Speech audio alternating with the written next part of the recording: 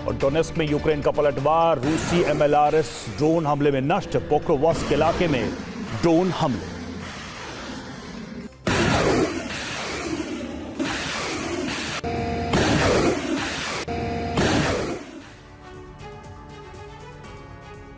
Germany की राजधानी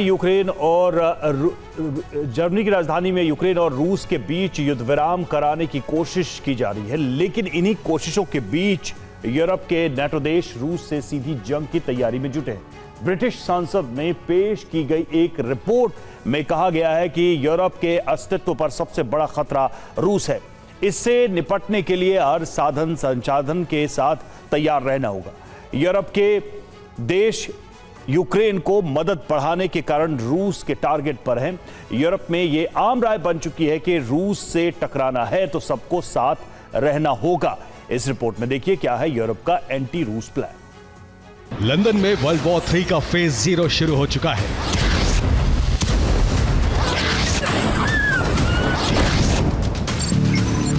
intelligence special alert पर है।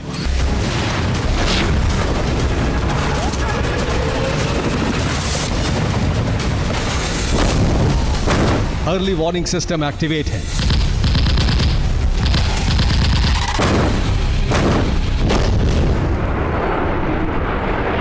जर्मनी के नेटो बेस पर हाइब्रिड हमले से हड़कंप मच गया है। अमेरिकी जेट क्रैश होते होते बचा है। पोलैंड ने युद्ध की तैयारी शुरू कर दी है।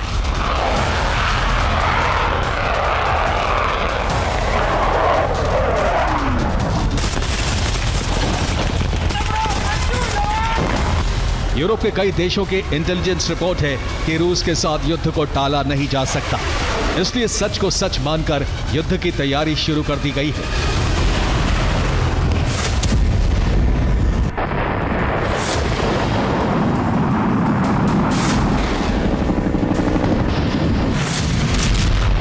यूक्रेन युद्ध का विस्तार पश्चिमी यूरोप की दिशा में कभी भी हो सकता है। इसके बारे में जर्मनी के रक्षा मंत्रालय ने रिपोर्ट जारी की है।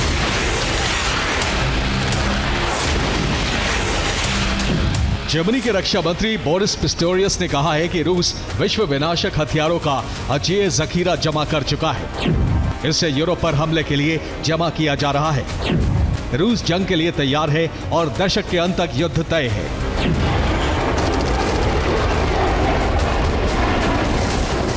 हालांकि रूस ने इसे यूरोप का रूस विरोधी उन्माद करार दिया है।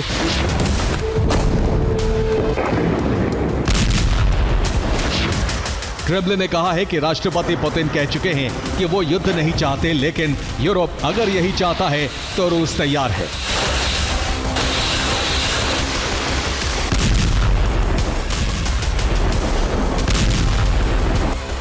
यूरोप के देश रूस को सबसे बड़ा खतरा मान रहे हैं। ब्रिटेन ने इस पर एक विशेष रिपोर्ट जारी की है। ब्रिटिश संसद की इंटेलिजेंस एंड सिक्योरिटी कमेटी ने अपनी रिपोर्ट में रूस को सबसे बड़ा खतरा बताया है।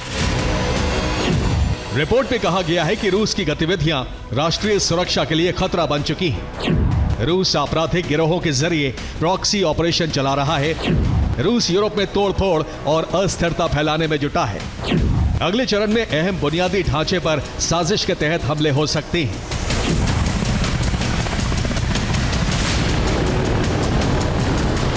रिपोर्ट में यह भी जिक्र किया गया है कि रूस यूरोप के अलग अलग देशों में हाइब्रिड वॉर का दूसरा चरण शुरू कर चुका है। पहले चरण में संदिग्ध ड्रोन यूरोप के अलग अलग देशों में देखे गए।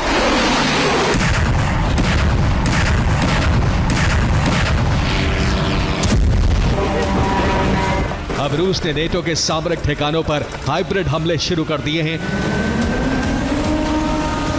इन हमलों को देखते हुए नेटो का सबसे शक्तिशाली देश अमेरिका अलर्ट पर है।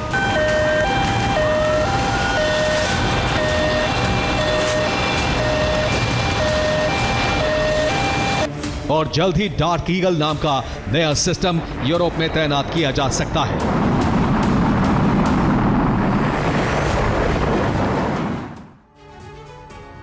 अमेरिका ने डार्क ईगल नाम के हाइपरसोनिक ग्लाइडिंग सिस्टम का फाइनल टेस्ट कर लिया है और इसे जल्दी ही यूरोप में तैनात किया जा सकता है। इसकी रेंज 3500 किलोमीटर तक हमले करने की है और इसे लंदन में तैनात कर मॉस्को पर हमले किए जा सकते हैं। डार्क ईगल से निकलने वाली मिसाइल की रफ्तार 10,500 किलोमीटर प्रति घंटा तक है। ये गाइडेड प्रिसिजन स्ट्राइक करता है, यानी टारगेट पर पिन पॉइंट हमला कर सकता है। 150 मीटर की ऊंचाई पर इसकी मिसाइल उड़ान भरती है। इसमें 14 किलो तक का वॉरहेड लगाया जा सकता है। इसकी खासियत यह है कि इसको छोटे हथियार के साथ स्वॉर्म हमलों के लिए डिजाइन किया गया है, यानी एक साथ सैकड़ों छोटी मिसाइलें दुश्मन के शहर पर बरसेंगी और इन्हें रोका नहीं जा सकता है।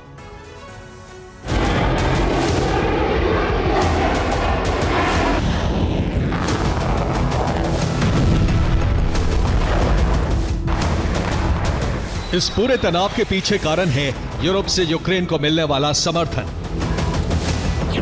यूरोप के देश यूक्रेन को हथियार देकर रूस पर हमले करा रहे हैं।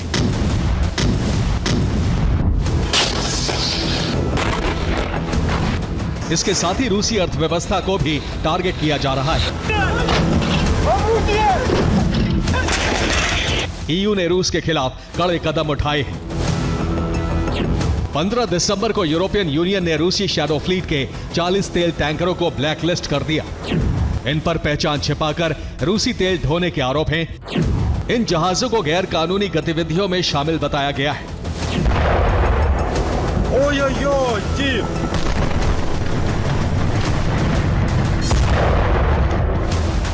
यह यूक्रेन को मदद पहुंचाने के लिए उठाया गया कदम है। ईयू के देश जर्मनी ने यूक्रेन की मदद के लिए अपने देश में ड्रोन प्रोडक्शन शुरू कर दिया है।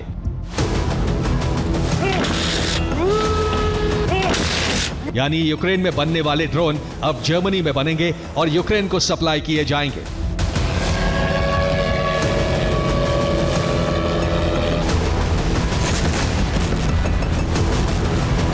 जर्मन चांसलर मर्स ने कहा है कि यूरोप को युद्ध में ढकेलने के लिए रूस जिम्मेदार है। यूक्रेन और यूरोप का भविष्य साझा है, इसे अलग करके नहीं देखा जा सकता है। इसीलिए जर्मनी यूक्रेन को ड्रोन बनाकर देगा। ब्रिटेन ने कहा है कि अब युद्ध को टाला नहीं जा सकता है और देश के हर नागरिक को युद्ध के लिए तैयार रहना होगा। यूरोप के देश मिलकर रूस से मुकाबले की तैयारी में जुटे हैं। इसीलिए पोलैंड 19 दिसंबर को यूक्रेन को 6 या 8 MiG-29 देने का ऐलान कर सकता है।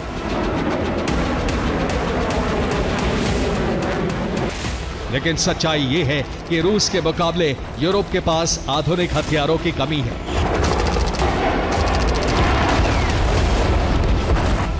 रूस 4 साल से जंग लड़ रहा है और इसी बीच यूरोप की रक्षा तैयारियों को भी परख रहा है। यूरोप के अलग अलग देशों में हाइब्रिड हमले हो रहे हैं और ऐसा ही हमला 12 दिसंबर को नेटो बेस पर हुआ है।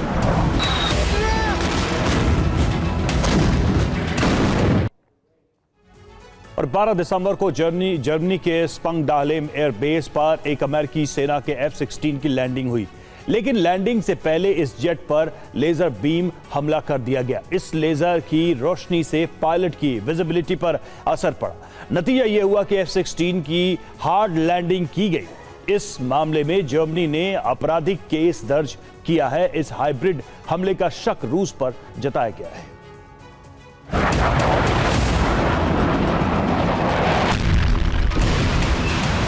यूक्रेन युद्ध यूरोप के लिए संकट बनता जा रहा है। यूरोप ने यूक्रेन के जरिए रूस को कमजोर करने की रणनीति बनाई थी, लेकिन अब रूस का खतरा उनके दरवाजे तक पहुंच गया है।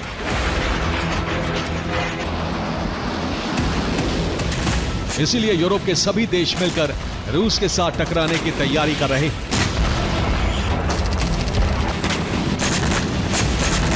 हालात ऐसे हैं कि ट्रंप यूरोप से किनारा कर रहे हैं और ऐसे हालात में यूरोप अकेला रूस से जंग नहीं लड़ सकता है।